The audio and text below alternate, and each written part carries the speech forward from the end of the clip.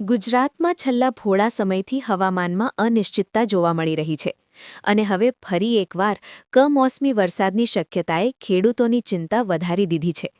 વાસ્તવમાં હવામાન નિષ્ણાત પરેશ ગોસ્વામીના અંદાજ મુજબ 28, 29 અને 30 માર્ચ દરમિયાન રાજ્યના અનેક વિસ્તારોમાં વરસાદ પડી શકે છે.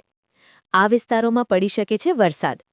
આ આગાહી મુજબ ખાસ કરીને સૌરાષ્ટ્ર, કચ્છ અને ઉત્તર ગુજરાતમાં વધુ અસર જોવા મળી શકે છે.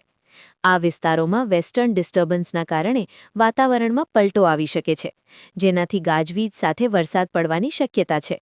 કેટલાક વિસ્તારોમાં છૂટાછવાયો વરસાદ પણ થઈ શકે છે. ખેડૂતો માટે ચિંતા વધારી શકે તેવી સ્થિતિ. મહત્વનું છે કે ખેડૂતો માટે આ સમય ખૂબ જ મહત્વનો છે, કારણ કે ઘણા પાકો કાપણીના તબક્કે છે.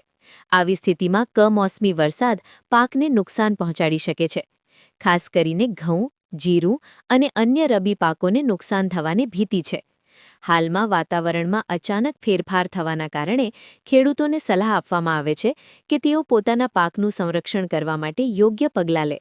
શક્ય હોય તો પાકને વહેલી તકે કાપી લેવા અથવા તેને સુરક્ષિત સ્થળે સંગ્રહ કરવાની વ્યવસ્થા કરવી જોઈએ.